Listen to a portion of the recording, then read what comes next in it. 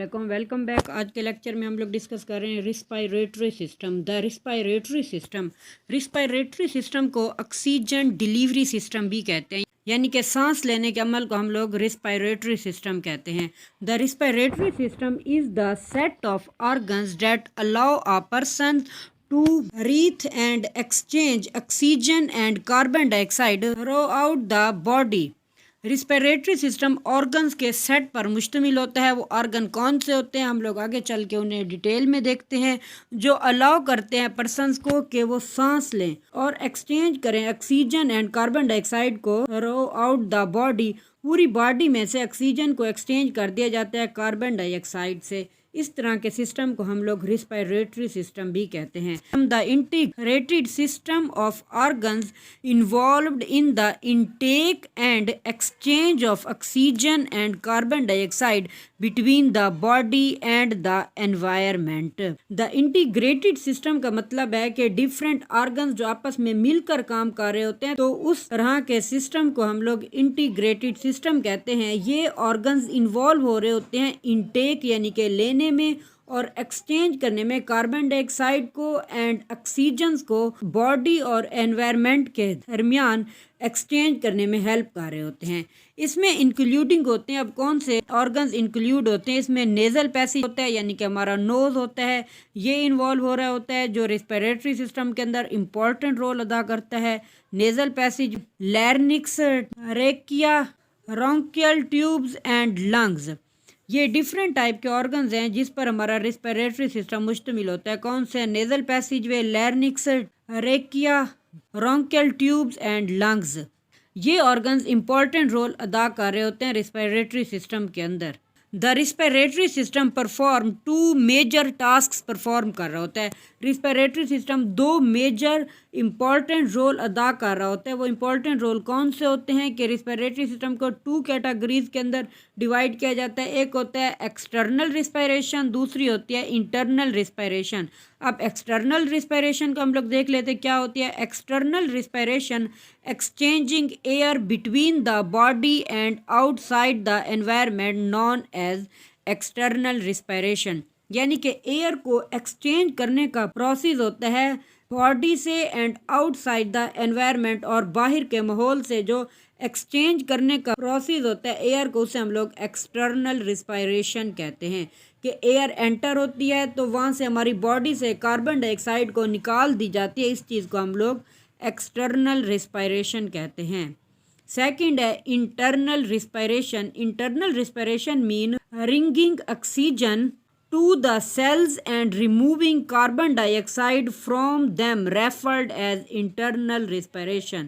कि ऑक्सीजन को लेकर जाना सेल्स के अंदर और सेल में से मौजूद कार्बन डाइऑक्साइड को निकाल देना बॉडी से, इसे हम लोग इंटरनल रिस्पिरेशन कहते हैं। यानी कि एक्सचेंज करवाया जाता है ऑक्सीजन और कार्बन डाइऑक्साइड का सेल्स के अंदर से, यानी कि इंटरनल तौर पर डीपली देखा जाता है सेल्स के अंदर से कार्बन डाइऑक्साइड को रिमूव किया जाता है और वहाँ तक ऑक्सीजन को लेकर जाया जाता है। इस तरह के प्रोसेस को हम लोग इंटरनल रिस्पिरेशन कहते हैं।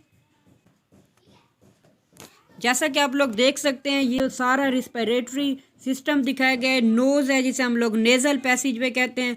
माउथ से भी सांस ली जाती है, यानी कि ऑक्सीजन एंटर होती है, लेकिन जो इम्पोर्टेंट पैसेज वे है वो नोज़ है। नोज़ के बाद ये रेकिया को दिखाया गया है, ये पार्ट रेकिया है। ये फिर लंग्स दिखाए गए हैं, दो लंग्स होते हैं हमारी बॉडी के अंदर, लेफ्ट एंड राइट लंग्स होते हैं। और ये रेकिया लंग्स के अंदर एंटर होकर छोटी छोटी ट्यूब्स के अंदर डिवाइड हो जाती है, उन्हें हम लोग ब्रोंकियल ट्यूब्स कहते हैं। ये डोम शेप्ड होती है जिसे हम लोग डायाफ्रेम कहते हैं, जो हेल्प कर रही होती है ऑक्सीजन को इनटेक करने में एंड कार्बन डाइऑक्साइड को रिमूव करने में हेल्प कर रही होती है। लंग्स के वर्किंग प्रोसेस में इंपॉर्टेंट रोल अदा कर रही होती है diaphragm. Functions of respiratory system. Respiratory system कौन से इंपॉर्टेंट फंक्शंस परफॉर्म कर रहा होता है उसे हम लोग देख लेते हैं। रिस्पिरेटरी सिस्टम सप्लाई करता है बॉडी को ऑक्सीजन प्रोवाइड कर रहा होता है और डिस्पोज कर रहा होता है, बाहर निकाल रहा होता है, रिमूव कर रहा होता है कार्बन डाइऑक्साइड को। तो इस तरह के प्रोसेस को हम लोग रिस्पिरेटरी सिस्टम कहते हैं, यानी कि सांस लेने का अमल कहते हैं, जिसमें ऑक्सीजन एंटर होती है हमारी बॉडी के अंदर और बॉडी से कार्बन डाइऑक्साइड को रिमूव कर दिया जाता है। ये एक इम्पॉर्टेंट फंक्शन है रिस्पिरेटरी सिस्टम का। इसके अलावा रिस्पिरेटरी सिस्टम फिल्टर करता है इंस्पायर्ड एयर्स को। रिस्पिरेटरी सिस्टम फिल्टर करने में इंपॉर्टेंट रोल अदा कर रहा होता है, यानी कि जो एयर हमारी एंटर होती है नेजल पैसेज वे में से, तो उस एयर को पहले फिल्टर किया जाता है। ऐसा प्रोसेस होता है जिसमें फिल्टर का प्रोसेस होता है ताकि जर्म्स वगैरह एंटर ना हो जाए बॉडी में। तो इस तरह रिस्पिरेटरी सिस्टम हेल्प कर रहा होता है फिल्टर के प्रोसेस में एयर्स को।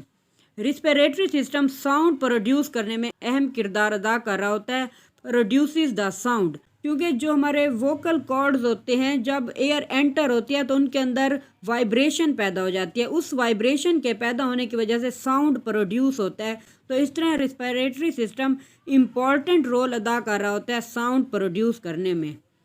रिस्पिरेटरी सिस्टम कंटेन्स करता है receptors for the smell.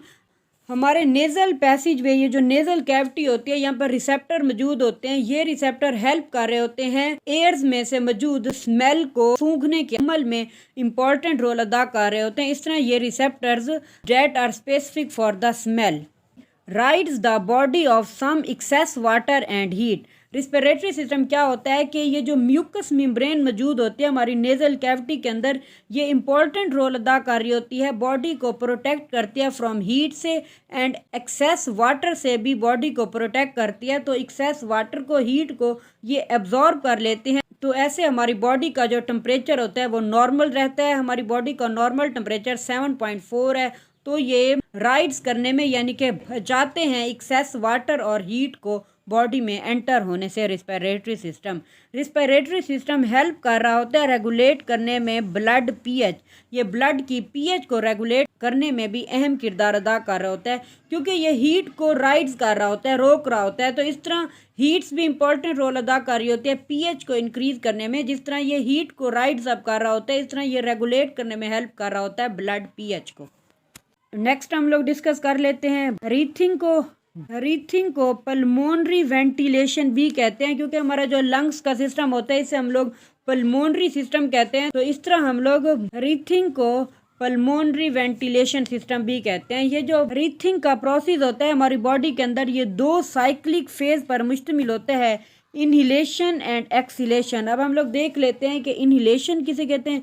Inhalation also called inspiration. Inspiration का मतलब होता है एंटर होना, यानी कि राज गैसेस इनटू द लंग्स, के गैसेस का लंग्स के अंदर एंटर होने को हम लोग इनहिलेशन कहते हैं। यानी कि जो सांस लेने का प्रोसेस होता है जब गैसेस एंटर होती हैं हमारी लंग्स के अंदर, तो इस तरह के प्रोसेस को हम लोग इनहिलेशन कहते हैं। दूसरा है exhalation. Exhalation also called expiration. Expiration का मतलब होता है बाहर निकाल देना। Forces gases out of the lungs is called एक्सहिलेशन।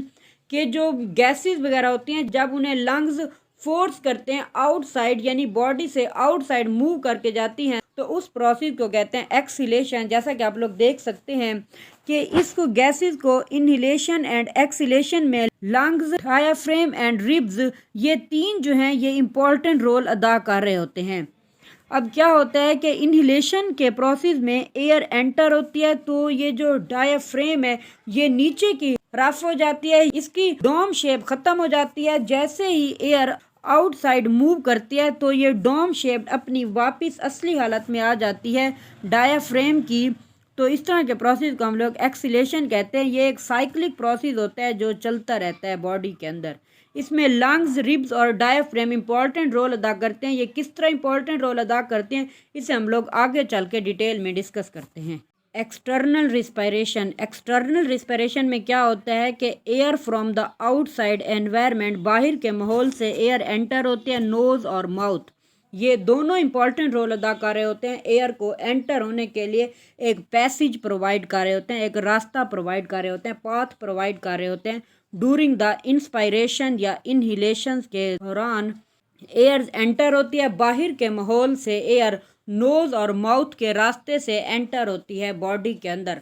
अब कौन कौन से जो इम्पोर्टेंट पोर्शन होते हैं जो रोल अदा कर रहे होते हैं रेस्पिरेटरी सिस्टम में, उन्हें हम लोग देखें कि ये कंपोज्ड होते हैं नोज़ पर, यानी कि नेज़ल कैविटी पर मुश्तमिल होते हैं, पैरानेज़ल साइनसेस पर मुश्तमिल होते हैं, फेरनिक्स पर एंड लैरिंक्स पर मुश्तमिल होते हैं। फेरिंक्स को हम लोग थ्रोट कहते हैं एंड लैरिंक्स को हम लोग वोकल कॉर्ड्स कहते हैं, यानी कि जो आवाज़ पैदा करने वाले बॉक्सेस होते हैं उसे हम लोग लैरिंक्स कहते हैं।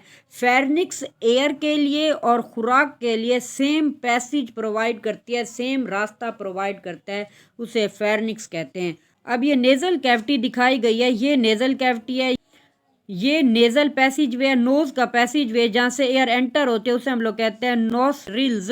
तो ये माउथ दिखाया गया, माउथ से भी एयर एंटर होती है, नोस्ट्रिल से भी एयर एंटर होती है, तो ये यहाँ से होती हुई ये फेरिंक्स दिखाया गया, ये सारा फेरिंक्स पोर्शन है, यहाँ से एंटर होती हुई वोकल कॉर्ड तक पहुँचती है। ये आवाज़ प्रोड्यूस करने वाली नाली है जिसे हम लोग लैरिंक्स कहते हैं, यानी कि वोकल कॉर्ड्स, वॉइस बॉक्स भी इसे कहते हैं। यहाँ से एंटर होती हुई एयर लंग्स के अंदर एंटर हो जाती है। इस तरह ये रिस्पिरेटरी सिस्टम में अपना रोल अदा कर रही होती है। Thank you so much. Next lecture के अंदर हम लोग नेक्स्ट एक एक ऑर्गन्स को डिटेल में डिस्कस करेंगे जो रिस्पिरेटरी सिस्टम के अंदर इम्पोर्टेंट रोल अदा कर रहा होता है। ओके, अल्लाह हाफिज़।